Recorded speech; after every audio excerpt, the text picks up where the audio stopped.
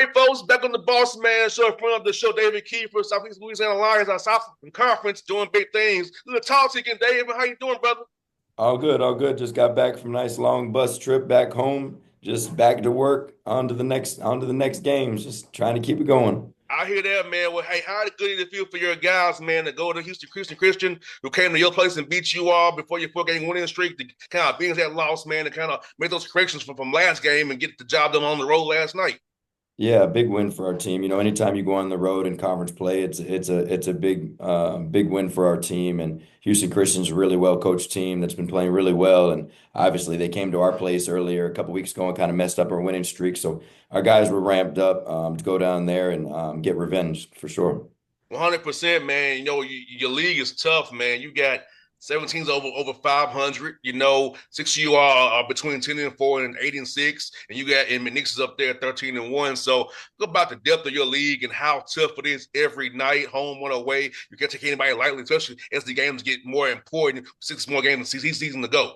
Yeah, for sure. I've been in the league now 4 years as an assistant and 6 years as a head coach. And from top to bottom, I think this is without question the best this league's ever been. There's no easy outs. And you're talking about McNeese with the run they got going on is and the likes of what Abilene Christian and Stephen F. Austin was doing. Brad Underwood was there, but there's just so many other teams. There's no gimmies on any given night. And I think if you look at the rating in this conference, since I've been in this league for 10 years now, I think it's the highest rating that this league has ever been, and ahead of a lot of leagues that it hasn't been in front of in previous years. We've always been down there with SWAC and MEAC in the Southland in about the 30th spot. Now we're right around hovering around the 20th spot, about 10 or 11 leagues above where it usually is. So it's a battle, every single game, and some really good coaches and NIL and Will Wade kind of, made this league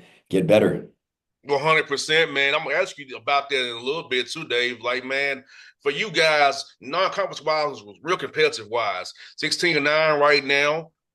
Talk about playing those different teams. Had some tough games you probably should have won, could have won if you want to have back. But the fact that your guys have been in mostly every game this year and seen different styles, seen different actions early, preparing you for what you're gonna see in Southland Conference play.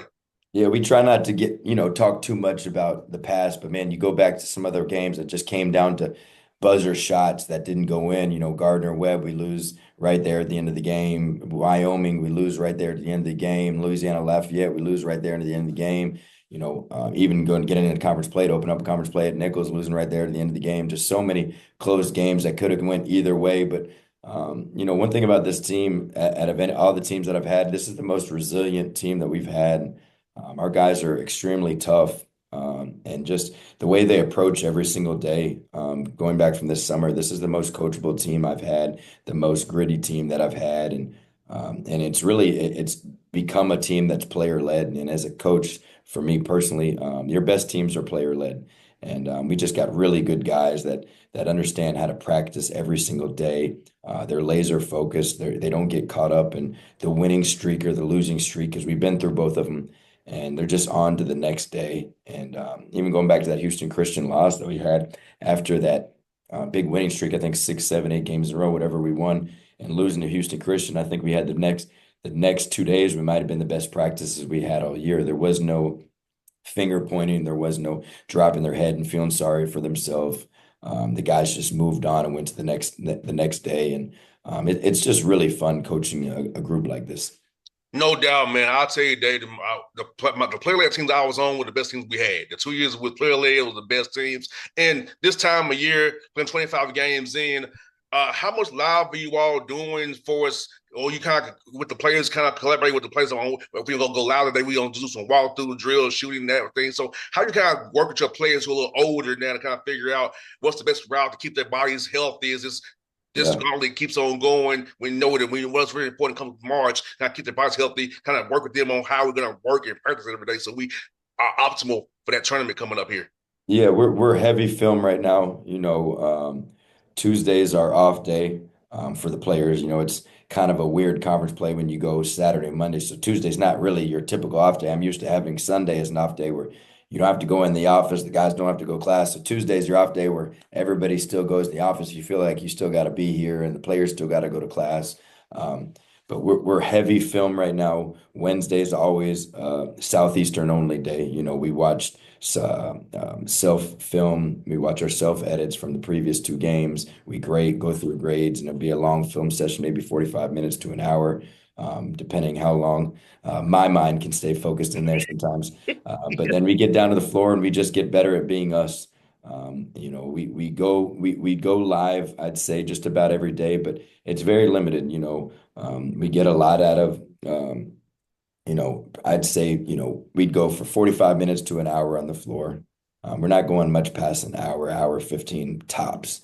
And Wednesday's a big us day, and then Thursday turns into beginning the scout for whoever we're playing Saturday, and we get up a little bit back and forth on Thursday. Wednesday's more of a half court day, still recovering from the long weekend and our long bus trips that we got, and then Thursdays we get up and down a little bit, and then Friday is a little bit more back to half court again, and we're big on the last 2 weeks. I'd say it's just that last 20 minutes is just situations. It's all about situations. The last 20 minutes every single day, we just put constant situations because it's conference play. It's coming down to the last 3 minutes. How can you execute defensively in half court and offensively at half court? Can we execute? Can the ball get to where it needs to get to? Can we run our plays? If we don't have timeouts, can you guys do what we're supposed to do? Can we finish the plays with two-handed rebounds? Can we make the extra pass and just fight through adversity or whatever's happened throughout the game and be mentally focused on understanding what needs to happen these last 2 minutes in whatever situation that may be. Sunday, we don't go live at all. It's a big mental sweat that day. Obviously Saturday is going to be a tough game, and then you're going into Monday. We go on the floor, we get a bunch of shots up, but we mental sweat and go through all the actions defensively, and our guys are just really laser focused on that. And then we do a little bit of 5-on-0, but big film day. But yeah, we're at the point right now where it's live on the floor, but just as far as total live contact, we probably ain't going much more than 20 minutes. That, man, because I know your mental reps really matter. This time you don't get nobody hurt going live, man, because they'll be a gut punch, man. They'll kill you. And man, ask this, Dave, like, I want to ask you about this as well. Really, this time of year, people kind of know what you do, you know what they do. So talk about like you said, the middle piece, the execution part of it, because you know what we're gonna do. We know we're gonna run a pin down on DHO, what we're gonna do, what we're gonna do. You know it. Can you stop it? So talk about that part of it too.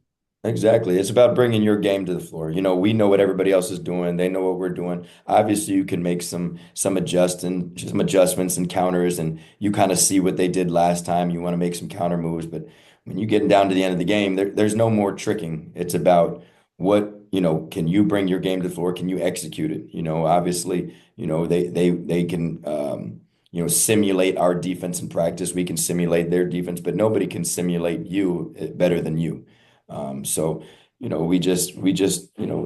this game honors the tough, man. And you got to win with tough guys, and you got to win with defending and rebounding. Even like last night, we go 2 for 13 from the 3-point line and don't make shots. But can you find other ways to the win? And we get to the free throw line. We offensive rebound the basketball, and we sit down and guard and hold them to 60 points. Doing that in a Division I basketball game, holding a team to 60 points, is impressive. And that's how you win games. It's going to come down to who's mentally and physically tougher. No doubt, man. You're doing a great job with your team of sharing the ball, getting the ball in the guys' hands, man. Look about sharing that sugar that you guys are doing very well right now, making sure where you're not one dimensional per se. Multiple guys can take the defense and make stuff happen. So talk about that piece of it, Dave, man, because I feel like it's very important. Like you have as guys, multiple guys who can attack and score, where the defense can just key on one or two people and say we're gonna stop them and load up to that side. Oh, no question. You might be in our locker room sharing the sugar. We use that all the time. We like to share the sugar, but it's amazing what can be accomplished when nobody cares who gets the credit. And that's one of our main sayings in our locker room. And our guys, they don't care who is the man that day. They don't care who's taking that shot. It's just it's a collective group effort. And we talk about it all the time. If you want it to be about individual, go play golf or tennis. This is a team sport. And our guys really bought into the fact that they don't care who's getting all the credit. They don't, Sam Hines has been player of the week one week, but Ja'Cavian Buckley's been a player of the week the next week, and Brody Roberry's been one of our best players, and Cam Burton's been one of our best. It doesn't matter as long as we win, and we're playing basketball the right way, and right now we are. And also, you mentioned rebounding. I feel like it's very important offensively to get extra possessions that way to get more shots, to get more opportunity to attack the defense. Also, defensively, stop and closing the possession. You can defend it great for 29 seconds, hit the rebound, you got to do it again. So, think about how important it is rebounding the ball, offensively, getting more shots up, more opportunities, and defensively, hold them to one shot and getting back into your stuff.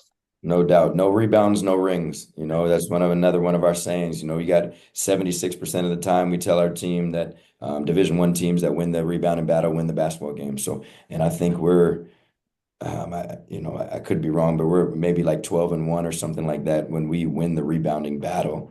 And especially that Lamar game at home and this Houston Christian game on the road, really, I think in double digits, offensive rebounds and double digit rebounding battle, winning the rebounding battle was huge to win games like that, especially again when you're not making shots, getting your team second and third opportunities to get the ball, and most importantly, defensively limit them to one shot.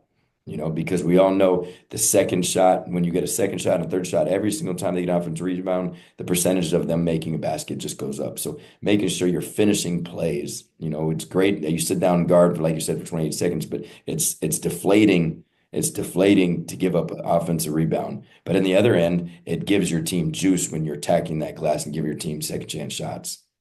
And David Matthews, man, I know when we played, we had different rebounding schemes per the opponent. Talk about that piece that's kind of transferred to understand about that. Rebounding schemes on offense and defense, how you going to do those certain things. Talk about that. You kind of change from game to game, or it's kind of you going to do what you do offensive for us, crashing the glass, or what you going to do? Yeah, we try to be who we are. I've always kind of been, early in of being more conservative and sending two guys back, but I like sending four guys to the glass and kind of keeping my point guard there at the top of the key. A lot of people that would make them nervous about getting back, but we really work on not jamming rebounds when they get it, and then getting in three steps back, your first three steps and most important steps getting back in transition, but. I love to go get second opportunity shots. And as long as we're sprinting back and not jamming rebounds, we like to be aggressive in the offensive glass and sending four because we have bigger guards that are weapons in the glass. I don't want to just retreat and send guys back. No doubt, man. I'm with you on there, brother. You're doing a good job because limiting turnovers as well. On the 12 a game, my dad always say when he coached you have the whole organization in your hands when the ball's in your hands. So don't throw it freaking away. Right. If you must, go out of bounds. Don't let the ball turn over. So about limiting those turnovers, man, and how it's been helpful for your team as well, brother. Man, you must be in our practice. I tell them to punt that out of bounds, punt it in the 17th row before you're going to throw an interception touchdown. There's nothing worse than just giving them the ball and giving teams easy baskets because you know how hard it is, especially late in conference play, to just get a bucket. To give a team a breakaway dunk and let them build off that momentum is just a backbreaker. So our guys have gotten so much better. I know it's at 12 turnovers game right now, but while we've been on this 10 of 11 win streak, I think we might be under 10 turnovers a game. Last night we had 7 turnovers in the first half, only had 2 in the second half. So just controlling the ball, making sure you get your team good shots. And then most importantly, knowing where the shot's coming from, it gives your team a better chance to get the offensive rebound. Your offense has got to help your defense. We got no transition defense rules for interception touchdowns. So, if we miss the shot, we can get back. We can set up our half-court defense. We got a really good half-court defense that's really connected and unselfish. And as long as we're taking good shots, we're not giving the other team the ball. And that's what got us in trouble the first couple games of the year. At Nichols and at McNeese, they just destroyed us, and I think we had 20-something turnovers. So I think we've really grown since those games, and understanding what we're trying to get offensively, and sharing that sugar, and just making the easy play.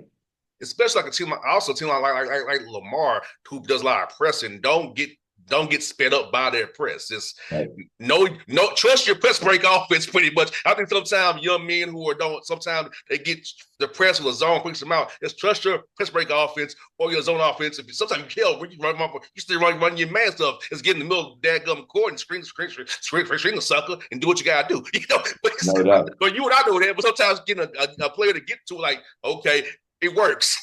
Right, right, right. No, Lamar is relentless in their press, and they kicked our butt last year with that press, and we couldn't even get past. I felt like get it past half court last year, and this year I think we made a little bit of adjustments with our press breaker, but also just getting more ball handlers helps in the makes us look better when you got more playmakers and guys that can dribble, pass, and shoot. And our guys did a much better job of just playing with poise and under control, and did a lot better of handling their pressure. That's it for you today. We'll talk to you about Sam Hines Jr. from Marietta up the road from me in Atlanta. So about that young man, what he's meant to your team this year. He's playing out of minutes for you. And this is what he's getting guys from Georgia, how makes me feel very good. But boy, how he feel like he's done for his program. When let's get into he's gonna lead for you guys, man, with his hard work and dedication to the game of basketball. Oh man! First off, shout out to Roscoe Eastman and his dad helping me out with that recruiting process. He went to the same high school as Roscoe, and Roscoe is our point guard for 3 years here. But Sam is one of the best players, if not the best player that I've had since I've been here, and but also just one of the best leaders and best people that you've ever met. Sam is just such a great teammate, and a lot of coaches say, oh, he brings it every single day, but I promise you, since he got here in early June, that guy has not had one bad day of practice. And anybody that's ever coached him, it wouldn't surprise you because we didn't do anything to change him. Sam came in with that mentality. Sam comes from a great family at home, and he's had great coaches, and he's just so unselfish and such a high character guy. He says stuff when he needs to, but he really leads by example. And he just, like I said, hasn't had a bad day. He's the hardest worker on the team. And he's also getting his MBA, and he's got a 4.0. He's smarter than I am. So I just, we're really lucky to have him. I wish we could have got him 1 year earlier, to be honest, but we're going to take advantage of him when we got him. That hopefully takes you on a big run to the bit dance days. We're talking Yes, again in a sir. few weeks, hopefully. Oh yeah. Hey man, good to see you again as always, brother. It's great having the show, man. Best of luck to you down the road. Have a great week with Nichols and Niece, man. I know it's gonna be a tough one, but I know you have them prepared one way or another. Yes, sir. Appreciate it. Appreciate it. Thank you. Thank you for having me. Anytime.